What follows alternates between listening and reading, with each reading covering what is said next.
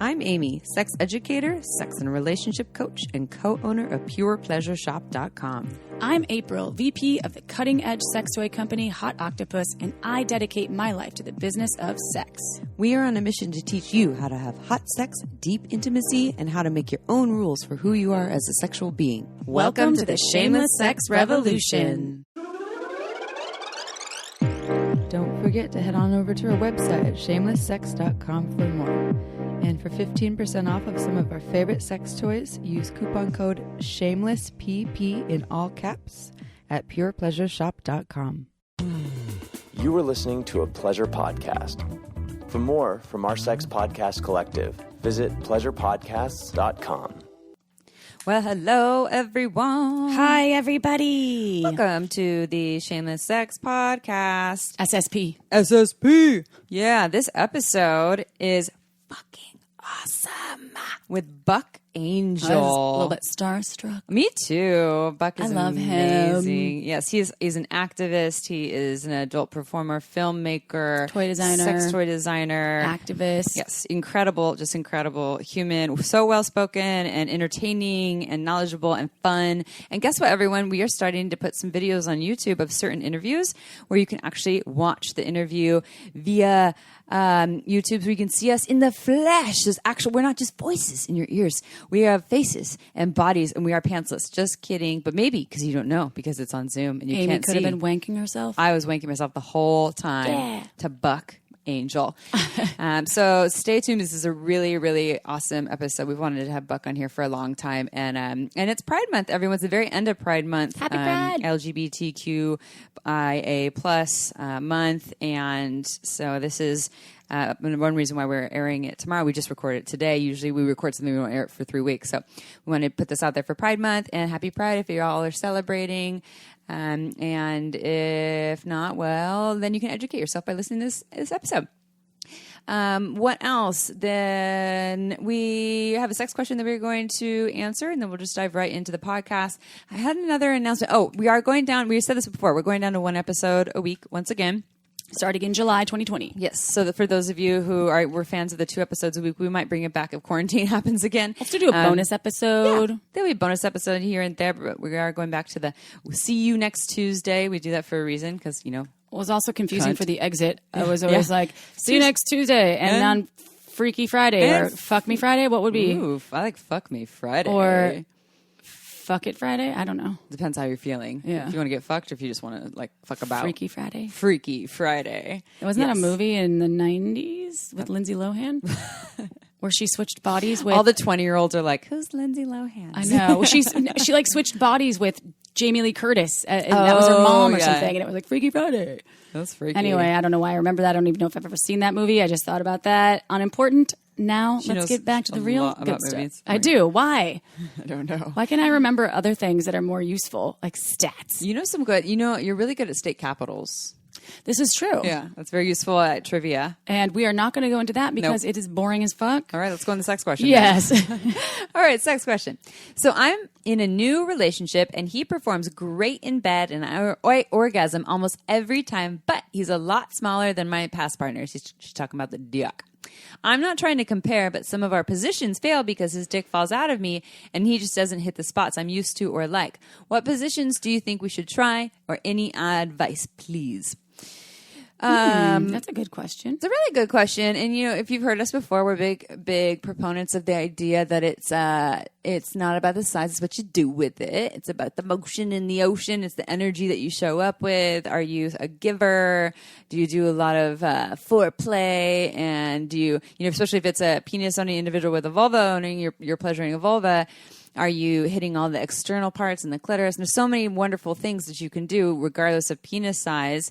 And there are certain positions that might not work with all penis sizes, and other positions that might be more ideal. And you know, there's some folks that like a certain size penis to hit certain spots in their bodies, and there's nothing wrong with that. We're all made of different sizes. All vaginas are different shapes and sizes, lengths, widths, and same with all penises. It's funny that we don't think of it that way. We think of penises have all these sizes, but vaginas are probably all the same because we can't see the inside. Right. But they're all different. And we always talk about this with Susan Bratton, who's been on our show. She says, I'm not telling this person to break up with this guy, but she does talk about, if you have a smaller pussy, find someone with a smaller penis and it's a good fit. If you have maybe a longer or wider pussy, then finding someone with a larger penis might be a good fit for you. And there's ways to work with it if you're, in love with someone or dating someone who is smaller than what you might be used to. I have a couple of suggestions. What you got?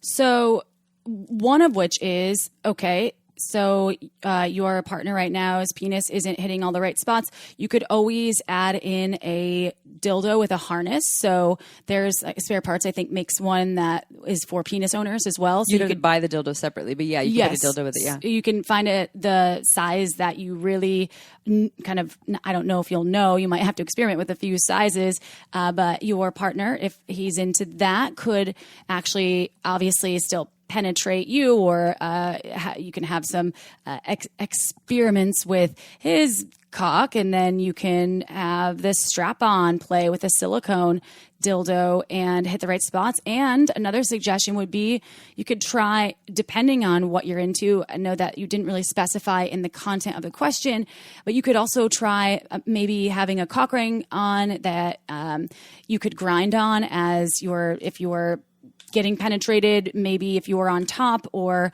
you're even in several different positions, you could grind on that if you are into external stim. If it's more of an internal stimulation thing that you're into, you could always try the strap-on play, or also inserting toys are always good. And it will be an experiment. And if you really are into the connection that you have with this person and it's only this piece of that's really kind of challenging, I think just trying out a plethora of different toys and trying out different positions, try new ones that you maybe never thought of that you would be into. Also, anal play. Sometimes, depending on the size of the penis, massive penises are a bit harder to take on from the anal point of view. I like the anal point of view. From the back door. So you could try anal, though, as well, and then insert some toys. I do that often myself because I do enjoy external stimulation and internal stimulation, and having double penetration is actually really pleasurable for me. I just had my first orgasm from only anal stimulation the other day. Oh, nice. It was really interesting and this very cosmic experience for me that I was really pleasantly surprised by. The cosmic energy is in the ass. Yeah, but I didn't know. It was really awesome, and I didn't know that I was capable. I thought I could really. Thought you needed all these other things. I definitely knew that I needed the clitoral stimulation, but I completely had an anal induced orgasm, and it was really cool. I've had orgasms from anal play, but it was also because of the other stuff at the same time. Get experimental, have fun with that, and know that there are lots of different options for you toy-wise out there. The products that you're talking about, so that harness by Spare Parts is called the Deuce, and it's something that he wears, and then you still have access to his cock, but you can put a hard dildo in there, and so he can be any size or shape and still penetrate you with that. We have all these things that I'm going to talk about, purepleasureshop.com, and you get 15% off with coupon code shamelesssex.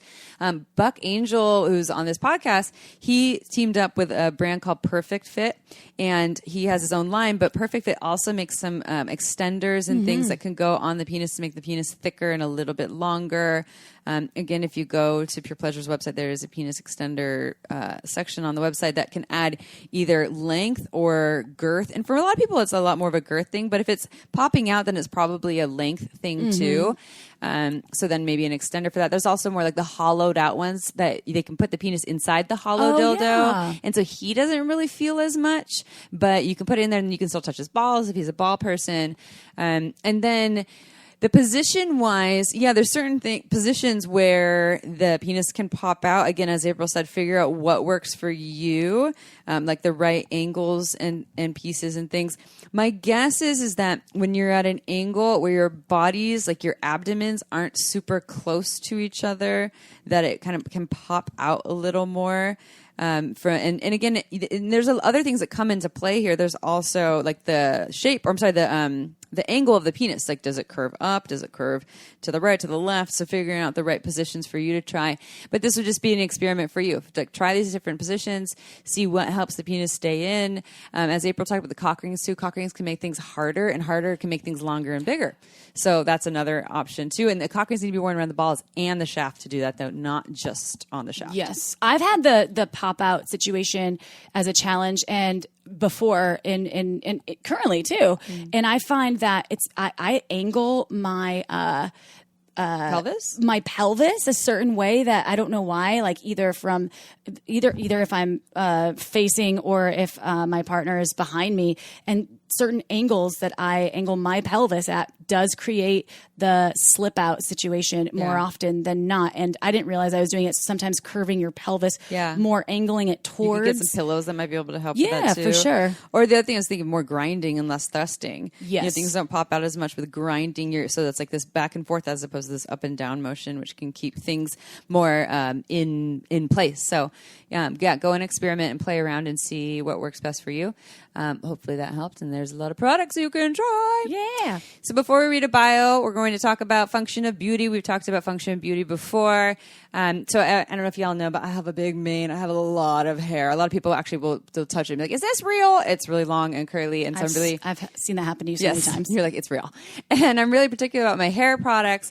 And so function of beauty, I absolutely love. They actually customize the shampoo and conditioner for me based on my hair type. And I have curls, right? And so when I've used function of beauty, my curls are actually much more intact. And it usually takes me a long time to brush through it, no matter what conditioners I use. And for some reason, function of beauty products, I was able to actually finally brush through it in not like 10 minutes. It actually only took like 3 minutes. I'm a huge fan of their products. I love the scent that I got. I got rose scent. Yeah, the rose is nice. And I have dry, wavy hair, but my hair tends to look like straw sometimes. People are like, what do you have, straw head? I'm like, maybe. Function of beauty, I took that there's a simple 4-question quiz, really easy, and I let them know that I have dry, damaged hair, and I've been using their products now for, I think it's almost been 6 weeks, and I absolutely love how my hair looks. It looks softer, shinier, like I stepped out of that salon. So if you all out there in hairland and you're a hair owner, want customized hair products delivered straight to your door, you don't have to go to the store. Go to functionofbeauty.com/shameless to get 20% off your first purchase. Go check it out. Not going to break the bank. Don't spend another minute in your hair misery. Go to functionofbeauty.com/shameless. Let them know that Amy and I sent you over there. That's functionofbeauty.com/shameless to try it out, y'all. Woohoo! Read that bio, Chip. Buck Angel. Right, we Buck love you, Buck. We love Angel. you. All right, y'all. Here we go. Buck Angel is a world-renowned motivational speaker, human rights activist, pioneering filmmaker, adult performer, and trans-male sex toy designer. His message, "It's not what's between your legs that defines you," has sparked many conversations and opened minds to the important message that gender is what you say it is for you. And that self-acceptance is not only what makes a person happy, it's how others come to understand you. Buck has made appearances on HBO, National Geographic, Netflix, The Tyra Banks Show, Spike TV, The Howard Stern Show, and many others. To learn more, visit buckangel.com. That's BUCKANGEL.com. But first... The reopening is right around the corner, and there's a chance that no one's seen your balls in a few months. Don't ruin your first post-quarantine date with a ball bush. Would you show up to the first day of school without a haircut? Manscaped is here to provide you with the best tools for your grooming experience. Our penis-owning friends and partners are huge fans of Manscaped's Perfect Package 3.0, which comes with a new and improved Lawnmower 3.0, a water-resistant cordless body trimmer, as well as other goodies such as the Crop Preserver, an anti-chafing ball deodorant. Summer is here, so whether you're going for the sweaty bike ride or finally meeting your Tinder date in the flesh, Manscaped's Crop Preserver ensures that you won't end with your balls sticking to your leg. Penis owners, it's time to step up your grooming game. And to get you started, Manscaped is giving you 20% off and free shipping with the code SHAMELESS at manscaped.com. That's 20% off and free shipping at manscaped.com when you use the code SHAMELESS. Your first date will thank you for it. All right, let's get back to the show. All right, everyone, welcome to the Shameless Sex Podcast. This is your interview. We are actually adding things to our YouTube channel, meaning you can see videos of us. So some of you might be watching us on YouTube. Hi, YouTube. And some of you are just listening in your ears, in your earbuds. And you might be wondering, do we have pants on? Ooh, are we topless? Or, no, we're not topless. They can see that. No, but if they're just listening at home and they're not watching. Oh, see, well, this is a reason to watch. We're obviously new to this. We might reveal if we have pants on or not. And today we have a wonderful guest. We are so excited about this. We were actually talking about this. How do we not have Buck Angel on? We've been doing this for 3 years. Well, we've talked about Buck so often, and we've seen you at trade shows, and I'm a huge fan. And I mean, you're just amazing. And when your Netflix show, we were just talking about that. And your wife's Netflix show. Yeah. So we'll talk about all the things. Yeah. So welcome, Buck Angel. And we're just going to dive right in. And we always start with the same question for all of our guests. Tell us your story. How did you get to where you are today? And I know you're like, okay, how much time do we have? That wasn't about your age, by the way. I know that I read your bio and I was like, well, you have done so much. So, I mean, take your time, share away. All the wonderful pieces. Awesome. Thank you. First off, again, I want to just thank you guys for giving me space to really reach out to people who might not know who I am and understand my work and what I really want to accomplish in the world. So that said, really it's important to give voices to I'm in a marginalized community. I'm in the transsexual or transgender community. And I'm 58 years old and I transitioned from a woman to a man 25 years ago. So as we know, trans is kind of like a thing today. We're talking about it. Kids are doing it. It's a bigger, wider space. But when I transitioned, it was really that I wanted to have a sex change. So I don't live in the trans world. That's not my identity. My identity is 100% male. So I had what we used to call sex change. And so from that, I had top surgery. Testosterone was one of the first people in Los Angeles to have all of these things done.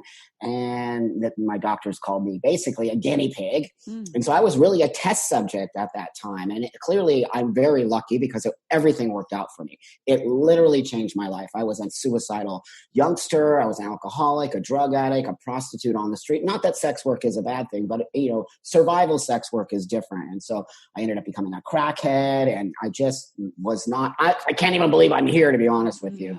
So my transition gave me the opportunity to come back to life. And through that, I really built myself and my own self. And what I saw was not me represented in the sex world. And through my transition, I really started to really become connected to the body I always hated. I had chest surgery where I removed my breasts. I started working out, I grew facial hair. I just started really masculinizing myself. But, I know what all your listeners are going to say right now. Where's the penis? Which I'm the guy that will talk about. I just want you to know that some trans people don't want to talk about these things, but I'm the guy that really feels that my body is my activism on some level. And so that said, I didn't get the penis surgery because it didn't exist when I transitioned. I wanted it. I always wanted to have a penis, but it just didn't exist. So I really had to kind of think about how am I going to move forward in the world without having a penis, because everyone's asking me, where's the penis? And, through masturbation, and it's why I really got into the sex world. Through masturbation is when I really connected to my body and my vagina. And I realized, wait a minute, everyone in the world's telling me I need a penis, but this vagina thing is kind of awesome. And I was like, why would I get rid of this thing? And so I really had to connect to it as a man. And that is a whole other level. I'm really the first transsexual man, and then I ended up calling myself the man with the vagina or the man with the pussy. I'm really the first in the world to really put myself out there. I got hate mail from everybody, from my trans community, from the gay community, from the straight community. I mean, people wanted to kill me. They did. They called me the Antichrist. I tried to speak at schools. They said, if you show up, we'll kill you. I mean, just for literally exposing me and my vagina. It was very profound. That said, I got into the adult entertainment business because I didn't see myself represented. And so I started to create, movies. And through that, I moved into the world and people started seeing my work and people started saying, Buck, what you have is a really powerful message. I don't really listen or watch porn, but could you really amplify what you're talking about. So I realized people started bringing me all over the world to speak, and I became a major public speaker and an activist on some level. And then I realized, it's more about human rights for me, not necessarily about trans rights, but I was a woman for 28 years of my life, and I lived as a gay, dykey woman. And so I really understand women's rights. And so at the time of my transition and now, I'm really focused still on being a feminist. I'm 100% a feminist. And so on some level, I'm a Trojan horse. I can get into these spaces and see things and bring them back to the ladies and say, hey, wait a minute, this is what men are thinking about. And we have to change those thought processes. So really, in a nutshell, that's kind of where I am today. And I create products. I create, sex toys for trans men. I create all kinds of lubrications, washes, things that we can talk about our vaginas in a way that isn't necessarily feminine or about a woman. But, now men with vaginas exist in the world. Mm-hmm. So, that's kind of where I'm at now.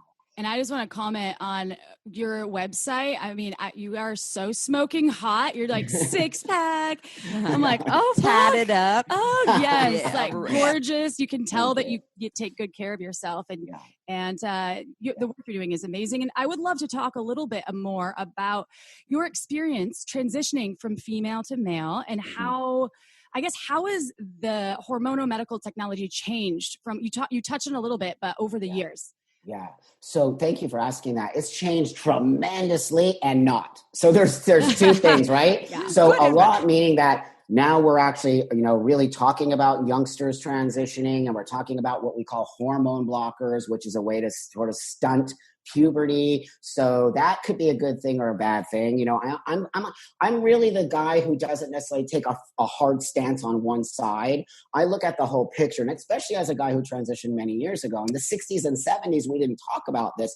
Fast forward today, we're talking about youngsters. So what's changed is that we actually have a means and a way to sort of move youngsters forward if they say, Mom, I feel like a boy, or Mom, I feel like a girl. But on the flip side of that, we don't have a lot of research, understanding of what hormone blockers will do in the long term. So this is the argument in the community, because we say if a child can become a boy earlier on, they're not going to have so much problems walking through the world. Yes, 100%.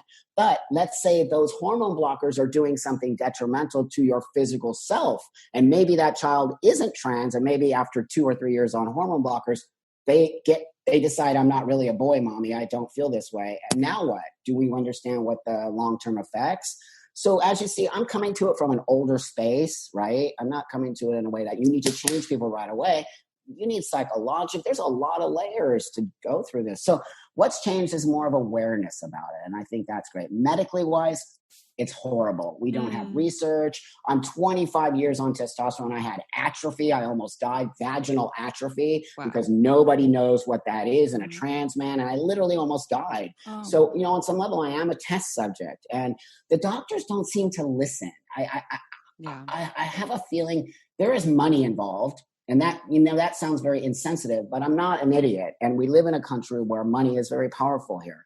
And if you can create money, then sometimes people just jump on board of these things. So I'm not saying all doctors are about that, but I'm saying I think I see things that I shouldn't be seeing, if that makes sense. Mm-hmm.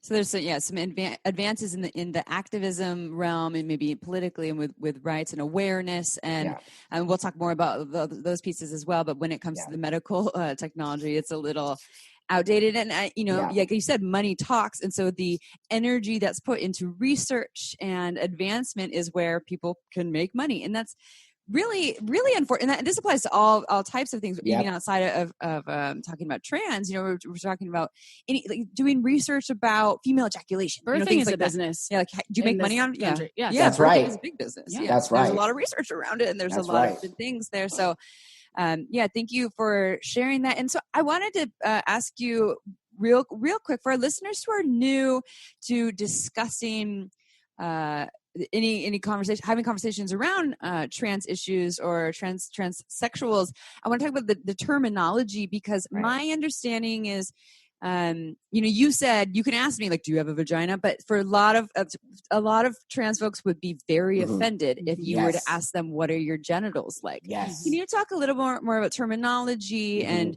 ways to be more of an ally? Like, what is the current 2020 way that we should really to be speaking as an ally?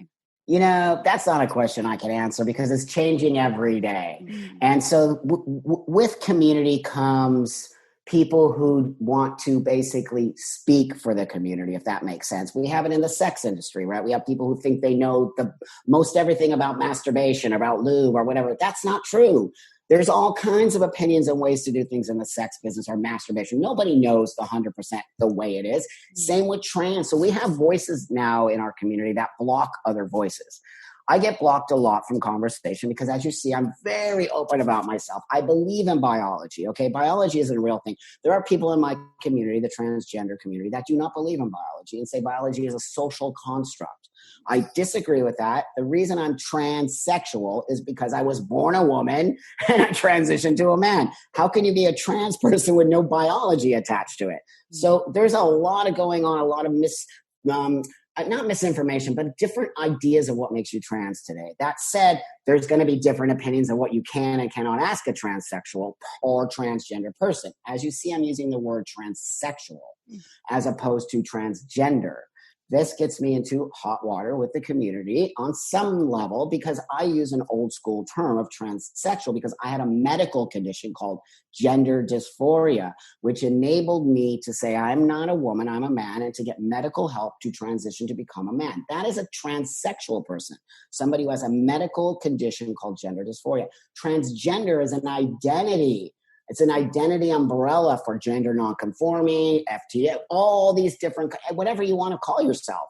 They just put it under umbrella of transgender now. And I'm not an identity. I'm an actual person who needed to become a man. So that said, yes, please be careful in just going up and asking somebody, hey, you have a penis or a vagina? Or hey, you're going to get the surgery? Or hey, everyone's different, but there's a means and a way to do it. Just think, would you like somebody to come up to you and say, so how's your vagina today? I mean, I might be into it and be like, yeah, that's a good question. Let me check in with her. Oh, she's actually kind of angry. But right yes, on. but I totally get it. Yeah, because like what makes you think that you have this invitation to just talk to anyone about their genitals? That's right. That's right. You wouldn't do it to just anyone. So why are you doing it to trans people? Because it's the thing that people think makes us male and female, right? I've proven it so wrong millions of years ago. I'm a man. People look at me like a man. My birth certificate is changed to male. I'm one of the very first people in California and in the United States to get an actual reissued birth certificate, which says I was born male. I'm so glad you said that because I actually had someone tell me I need to ask you this question. What is the process for doing that? I know you can change your name very easily with the DMV, but how do you actually change it from female to male?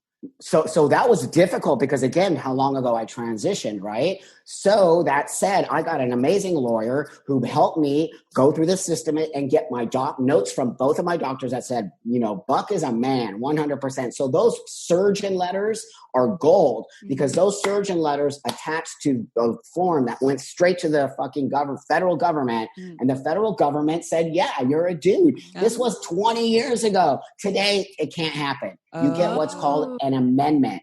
So they amend your birth certificate. Mine was not amended. Mine was like torn up and literally given me a new one. After 9/11, they stopped it because terrorism now is, the fucking thing that makes everything move in this country. So now, no, you don't get, you get an amended. So you have to basically get a lawyer. It's a process and you have to get letters from your doctor and, a whole thing. But I think it's not so difficult doing like driver's license and maybe even passport. This is a great time to talk about, you say something and I'll use the air quotes because we're on video. So it's not what's between your legs that defines you in air quotes. Yeah. Can you tell us more about that, please? Yeah, sure. So when I started my work and I started getting out of the porn and more into the mainstream, I couldn't really call myself the man with the pussy because that was my moniker for porn, right? Porn is all about marketing and making your space. And I was the first guy in porn, to do that. So it was like I had to, back in the day, we had chicks with dicks, lady boys. Remember the trans stuff was all, called that. And so I just played off of the chicks with dicks and I became a man with a pussy. But as I moved into speaking to the world, I realized I can't show up at a corporate event. Hey, it's Buck Angel, the man with the pussy. So I literally changed. I started creating a more sort of dialogue that would enable me to sort of go into mainstream without people being too freaked out by me, but wanting to have the conversation. So I made that up. I made that pretty much that saying up. It's not what's between your legs that defines you, because it clearly doesn't define me. Mm-hmm. And so it made people start to think back in the day about genitals. Does it matter that I have a penis? Well, to some men, it does. And the question I always say to men is, well, dude, what if you, hopefully doesn't happen, what if you got cancer? Or what if your, penis fell off for some reason? Or what if you lost your testicles? Are you no longer a man? I see every single cisgender man go, no, I'm still a dude. I go, so then what's the difference with me and you, dude? And it literally, because men are so attached to their penises, it's like, don't take my penis away from me. They're so crazy about their penises that every time I challenge them, they back down, because that's really what I said. I wasn't born with a penis. So how come I can't be a man? Yeah. Oh, that's so funny. They're so crazy about their penises. Penis-centric society. It's true. Yes. Yeah. It's That's so true. I always think of Come As You Are, Emily Nagoski talking about how we live in this like penis-centric society, that it's in sexuality, and what vulva-owning bodies might like is geared around what penis-owning bodies would like.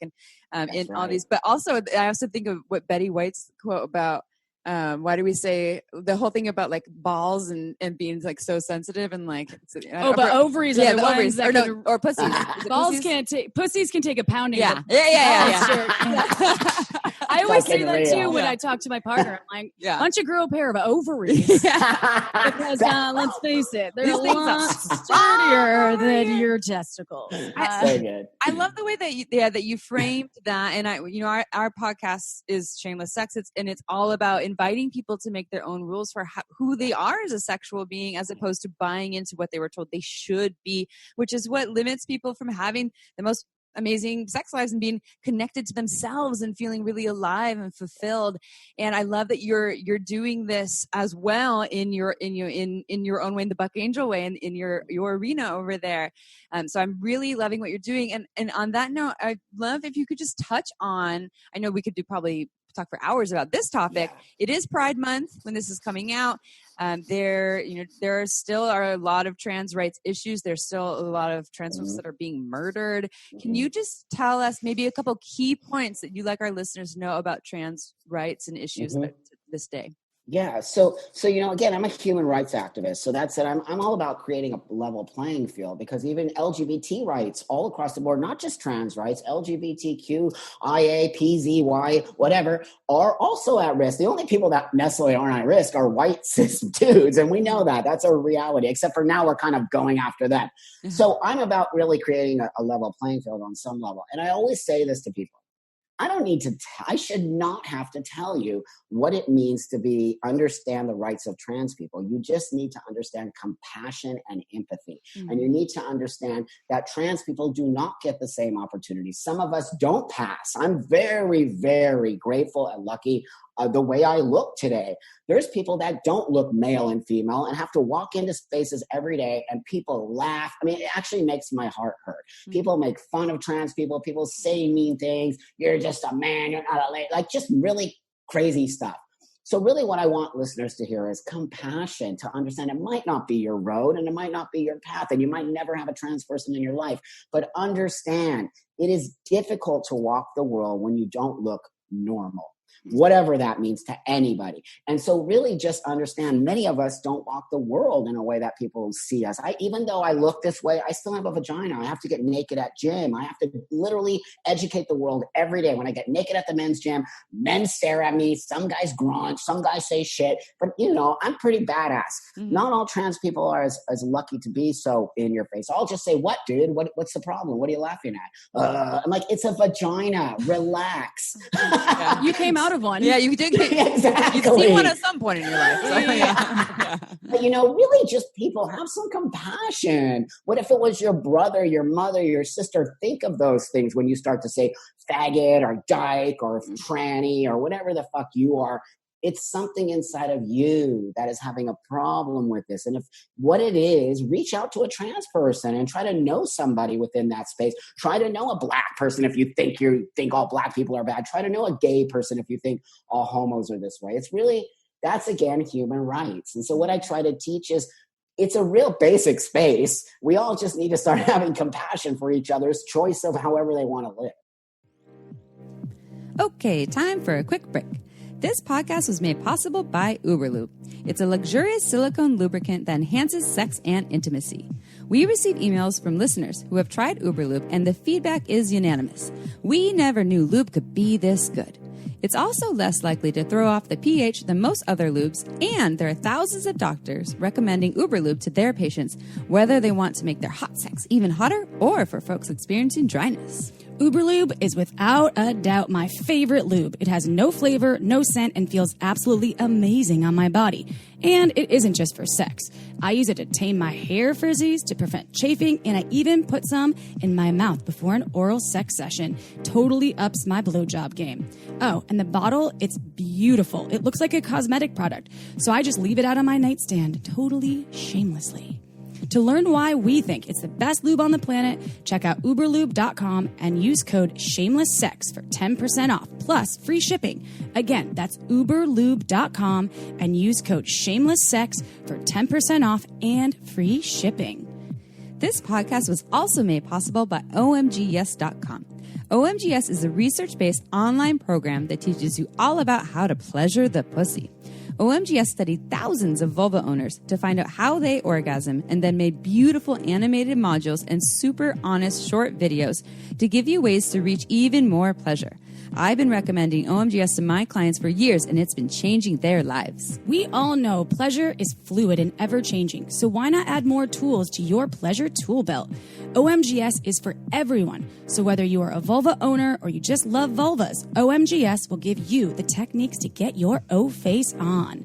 There are 2 seasons to choose from and hundreds of gorgeous videos to explore, so go see what science says about pleasure and visit omgyes.com/shameless.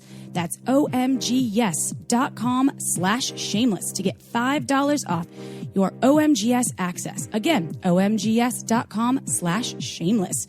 Go check it out. Now back to the show. We talked about this before we started recording, and I just want to touch on it because I was talking about how impressed, I'm not fully impressed, but how I feel like Hollywood is changing a little bit and bringing more trans folks or non-binary folks into their series. I know Billions now has a non-binary human on there, and I was just watching The Shy, and also some trans folks were on there. It warms my heart because I was like, I'm going to watch more of this show now because it's more inclusive and it's not just a bunch of the same cis folks all the time, like, oh, 2 men and a woman making out. I'm like, I'm so bored with that. 2 men and a woman? 2 men. Is that threesome? Well, all right. 2 in there. I'm like, what show's that? Yeah, what show? Write that down. Yeah. And I noticed though that some people, even when I am in a space and there is someone that perhaps isn't looking normal, and I see people stare, air quoted normal, and because I get so upset, and I almost want to be like the activist person to be like, what? No one's bothering you. Why don't you smile and buy them a fucking coffee, because they're probably going through more than you could ever know. So anyway, off my soapbox. And I think it's normal, I'm air quoting again, to have questions about people, to be curious, to say, to see something, so something, and when I say something, I'm not talking about human, I'm talking about like, an object. I feel like, what is that object all about? Or a human, what is that human all about? And it's so, I want to shame people for having their brain run and want to maybe understand more, but that's when you're inviting in the compassion piece instead of like, I think that dude's really a chick, like that shit. Totally. That drives me. Yeah, but that's because I'm going to say something here. Yeah. That's because my community doesn't want to step up and educate. I actually get into it with people. I'm like, it's not my job to educate. I go, really? Then whose fucking job is it? Because it's my job, and I will have the conversation when the dude is over there going, that's a fucking lady. Are you not fucking stepping up and saying, hey, wait a minute, my friend? I always confront people. So that's the one, there's many parts of my community that I have a little broken relationship with, because I'm very much of a person who believes higher than just focusing on this, and also looking at why somebody is saying, that's just a fucking dude. They're saying that for a lot of fucking fear Fear is phobia. When you say homophobia, when you say transphobia, when you say lesphobia, it's all fear-based. And so when you understand people have fear, they want to ask questions. That's the thing about my community that I dislike. They're like, well, you shouldn't be asking questions. Really? We are men and women who used to be men and women. And now we're in a space where people are like, wow, why did you do it? Or maybe it's not negative just because they want to know. I think it's just more curiosity, what you're saying. Yeah. And so if we don't kind of step up to that curiosity and literally put all the information out there, we'll actually move forward. But as we're holding back information and making people go, well, I'm not sure, because this is what you're saying to me right now. I'm not really sure if I should ask that question, but I'm really interested, but I really not. What does that create? That creates a barrier between me and you. And that's why things don't move forward. And that's with anything, sex, drugs, whatever. If you're not having the conversation, you're never going to move forward.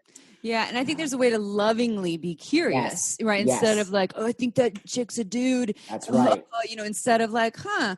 So I'm noticing I'm curious about this. I'm curious about this is like something that's new for my brain, and I'd like to learn more about this because there's something that's kind of sparking in me.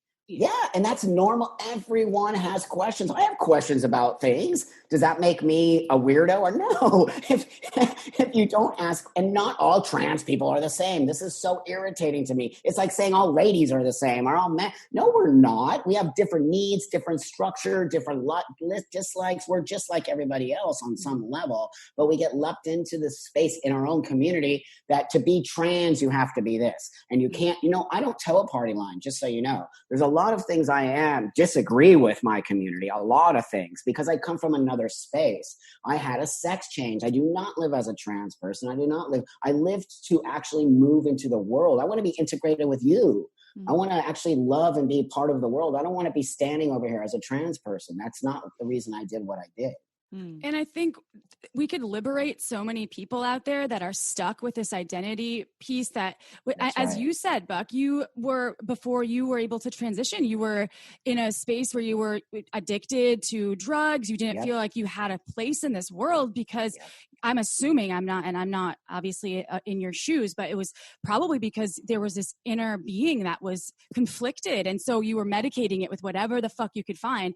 And how many people are out there in that same space right now? We have to have some compassion and openness, because if it's more accepted by society, just as becoming a person that is more fluid within their sexuality because it's becoming more acceptable, I think if we can also have that openness and understanding for folks that perhaps want to have a different gender or to maybe just have no gender or something, however that looks for them. And I think if we all can welcome that and not hold such people in contempt, I think the world can start to shift and be a better fucking place. So compassion, empathy, all of that. So, and I am so thankful for you in this world. Thank God that, or the goddesses or the universe or dogma that you're here, because you're a huge piece to opening up that. And so, thank you. Yes, I just, again, that's important to me. I consider myself a bridge builder. So I believe in building bridges. The only way you build bridges is to try to listen to the other side. Today, we're taught this weird fascist idea that if you don't say the right thing in the trans world, you are transphobic. They are throwing that word around like it's nothing. You can't do that when people don't. I was a gay activist before I transitioned. I was hardcore gay activist. I was in the HIV. All my friends died of AIDS. I was in AIDS. I've been in activism for a long time, and I understand how activism works. You have to listen to the other side. We might not agree on everything. That's fine. That's actual real world shit. But when you shut down conversation, you say, you're transphobic because you're not agreeing with me, which is what happens. How is anything moving forward? And that's not just the trans community. That's the gay. That's all communities. White cis men, we're this, and that's how it's going to be. No, it isn't. We got to change that thought process. But we have to all learn how to meet in the middle and have an understanding. Not everyone's going to agree with you. And if you think everyone's agreeing with you, then you live in a cult. Yeah.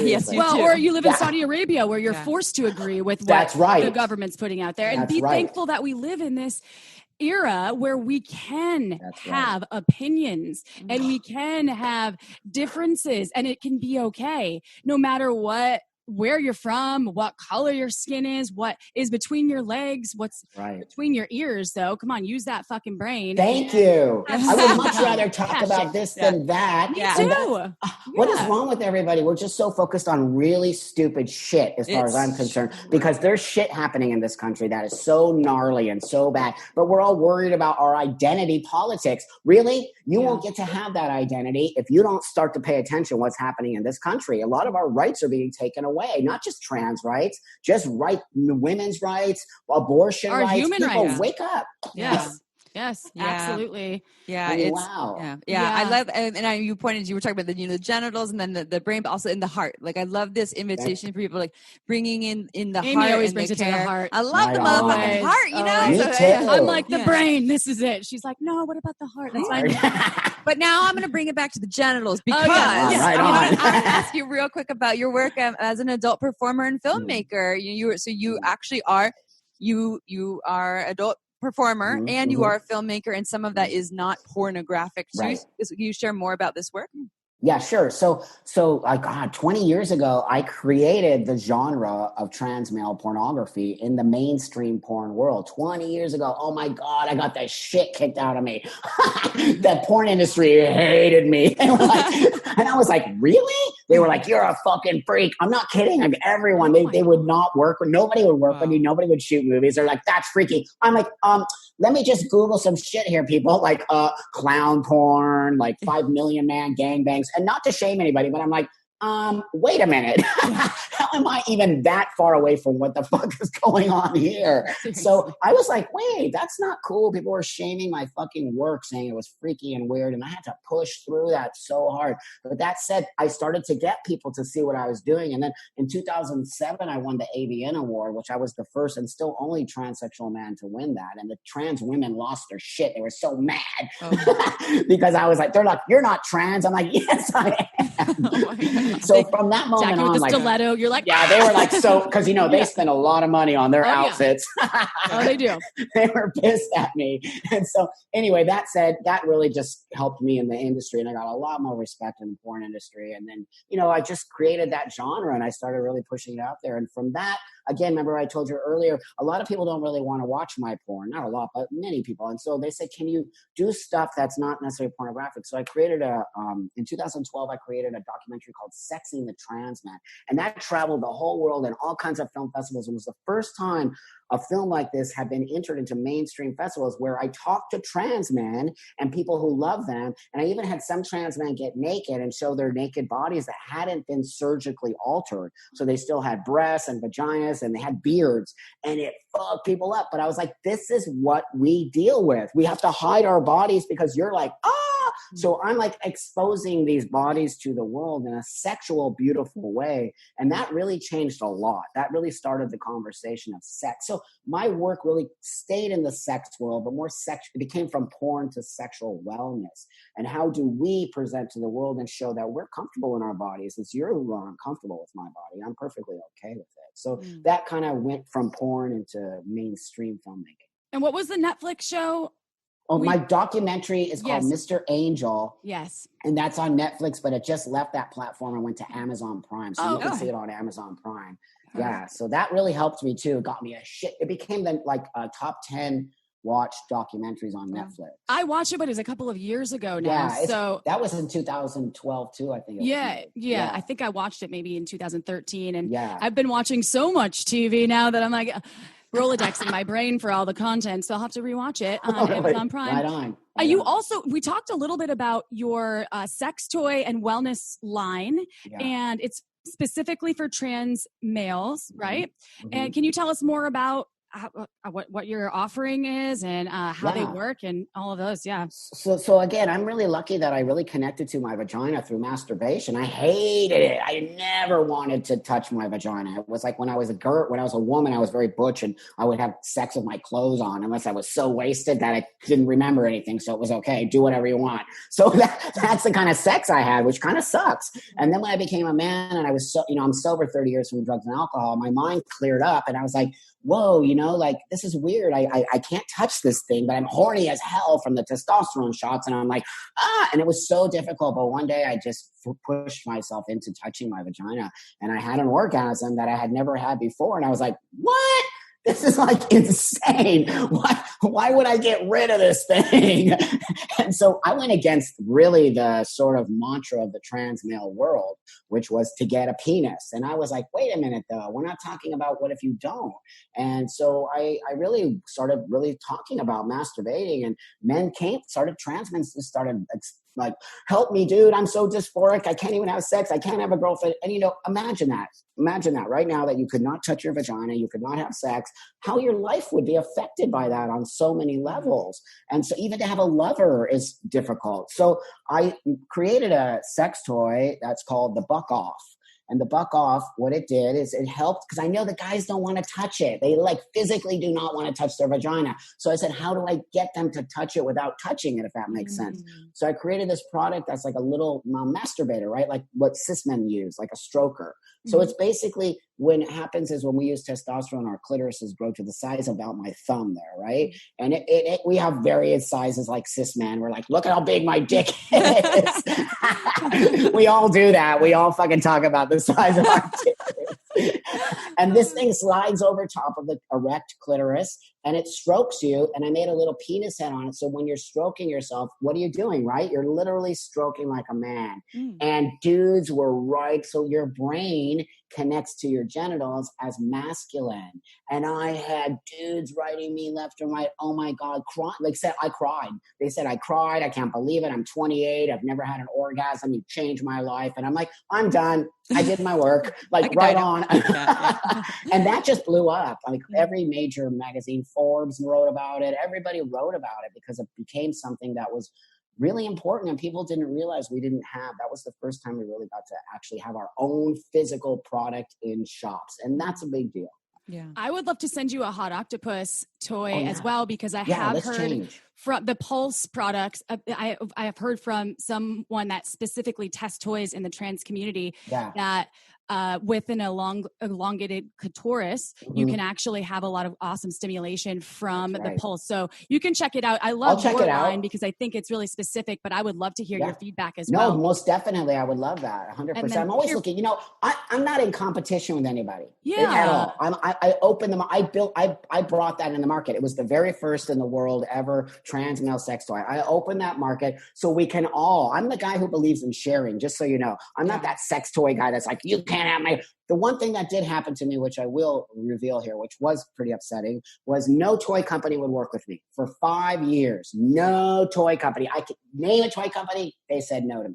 So that said, and I kept saying, you guys, there's a market. I built that market. There's millions of us across the world. Until finally I found a company that said, really, Buck? That doesn't exist. I'm like, dude, it doesn't exist. They're like, let's do it. And that was the company that let me sort of bring my products on board. Perfect fit, right? I love Perfect Fit. They were instrumental in really bringing me to and now I have a line of trans male sex toys. But that said, I want other people to create, because the more we create, and also competition creates a better space. I was the only trans male performer for years upon years. Once you do that, it's like there's no competition. It's kind of boring on some level. Well, it seems like you have that. Sorry, go ahead. No, go ahead. I just want to make it so everyone creates. Well, there's enough for everyone. That's what I always say.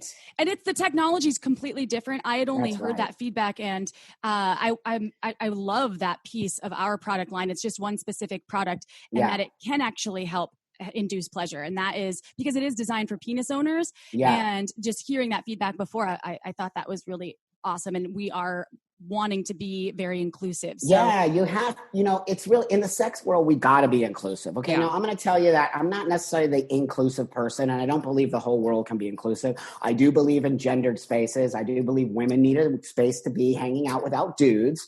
And I think dudes need a space to hang out with just dudes. I believe that. And some people disagree. I don't always think everything can be inclusive. I really don't. Some sex spaces don't want women in it.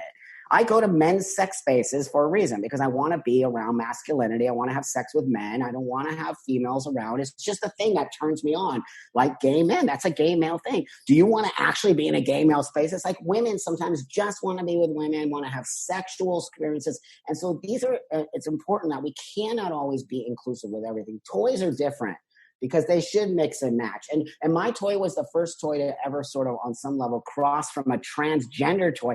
Do you know how many cisgender women use my products? So many of them. And because it's a vagina toy. But what my point being is, I market it to the trans world, but then it literally went to the other world, which was for me, that was really exciting.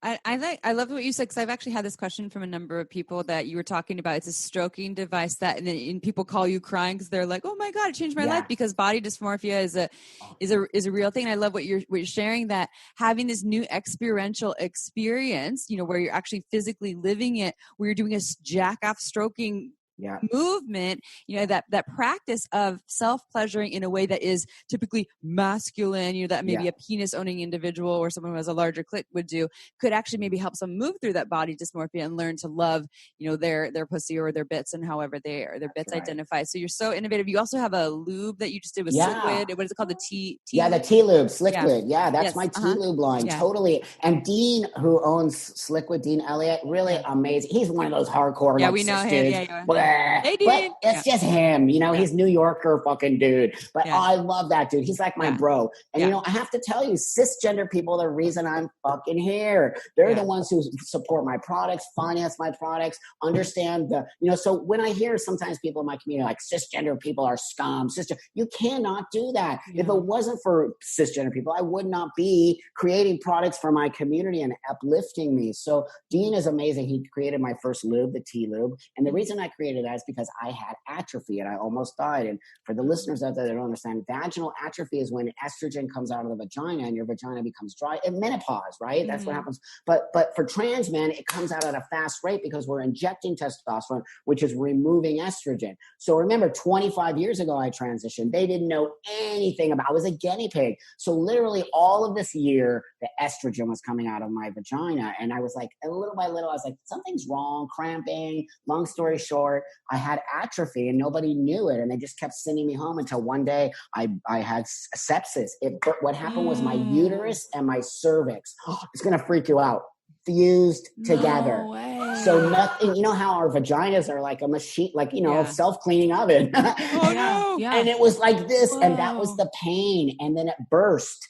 And I became septic. And they said, you are very lucky you got in this hospital at the time. You were about to die. They told me you're about to die.